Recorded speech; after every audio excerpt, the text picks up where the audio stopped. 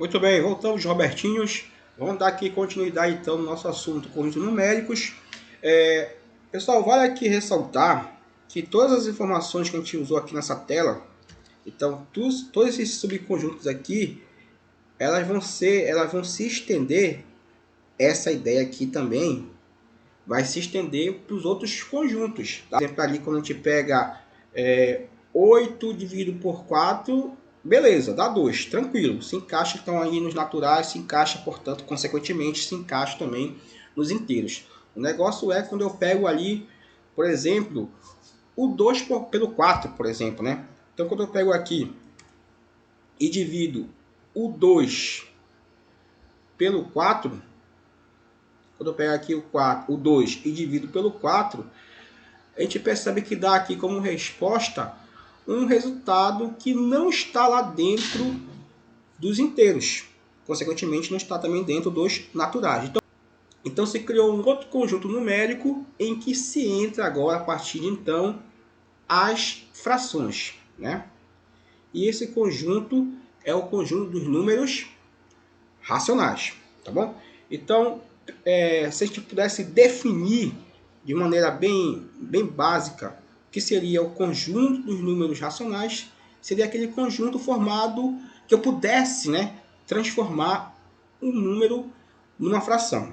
Sendo que esse aqui de baixo não pode ser zero. Então, se eu pudesse escrever aqui de maneira genérica, então seria os racionais seriam aqueles números que tivessem uma forma de uma fração aqui, ó. A sobre B, por exemplo, né?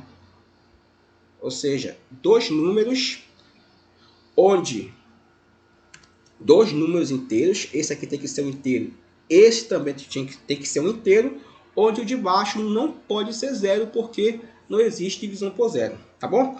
Então vamos escrever isso lá, nossa definição, o nosso próximo conjunto.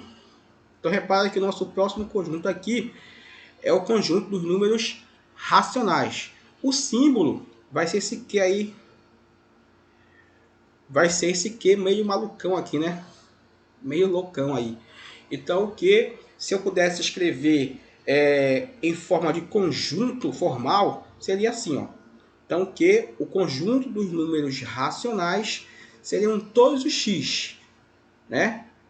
Seriam todos os x tal que obedecesse àquela condição que eu expliquei agora há pouco no rascunho. Qual foi aquela condição que eu expliquei no rascunho? Esse número x tem que estar, eu posso transformar ele em fração. Né? Aqui eu usei PQ, lá eu usei AB, mas a ideia sempre é a mesma. Vamos ver aqui alguns exemplos. Primeiro aqui, dizer que todo número inteiro ele é racional. Tá? Então, se você tiver um número inteiro, subentende também que ele é um racional. Eu coloquei aqui 3 exemplos, o 0, o menos 3 e o 7, para que isso fique bem claro para a gente. Tá bom? Para você demonstrar que eu peguei aqui o inteiro 0, eu peguei aqui o inteiro menos 3 e peguei aqui o inteiro 7. Então, eu peguei um de cada. Peguei o 0, que é neutro, peguei um negativo e também peguei um positivo para exemplificar. Tá bom? Qual é a definição para que um número seja racional? A definição é se eu puder transformar ele numa fração, portanto, ele é racional. Então, perceba aqui que o 0, o menos 3 e o 7, todos eles a gente pode transformar numa fração. Senão, aqui vejamos. Vamos começar aqui com 0. 0 dividido por 0. Sim ou não? 0 dividido por 0 dá 0. Concorda comigo?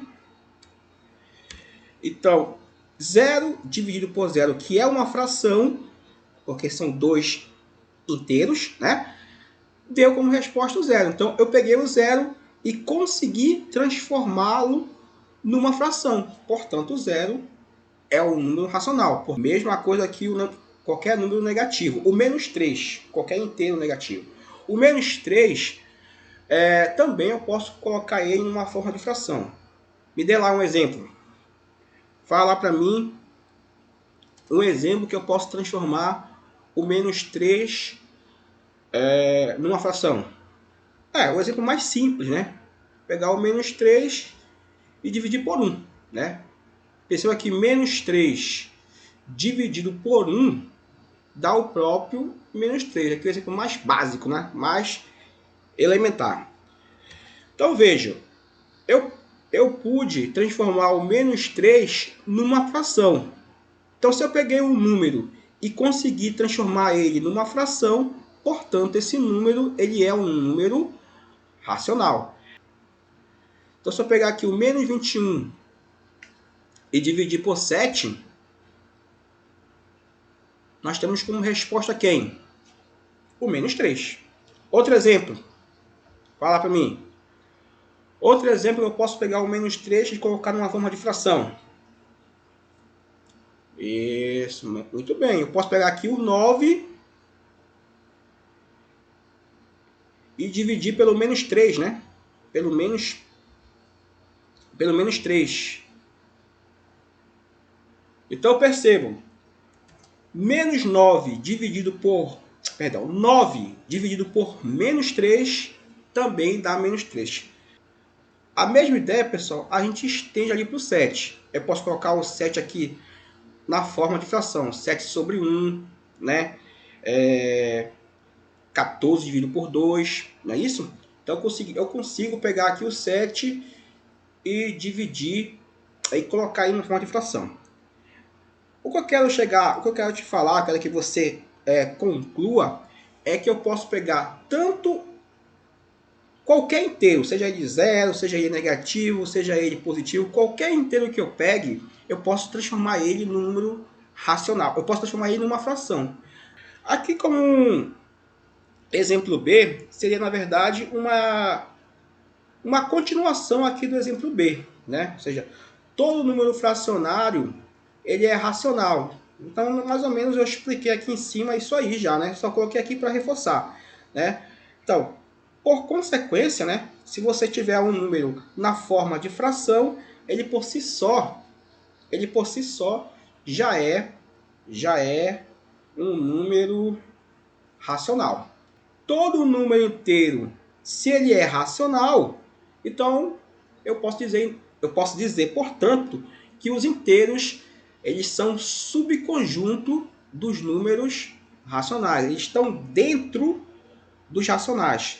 Bora copiar isso lá no nosso rascunho? Aqui inteiros, eles estão aqui dentro do conjunto dos números racionais. Tá bom? Então, o Z ele está contido aqui no Q.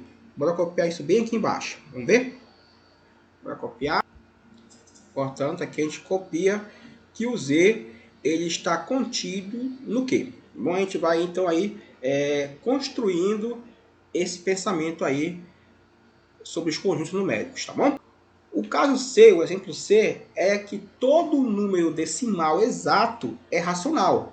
Todo número decimal exato ele é racional. Então, perceba que eu coloquei aqui dois exemplos, né?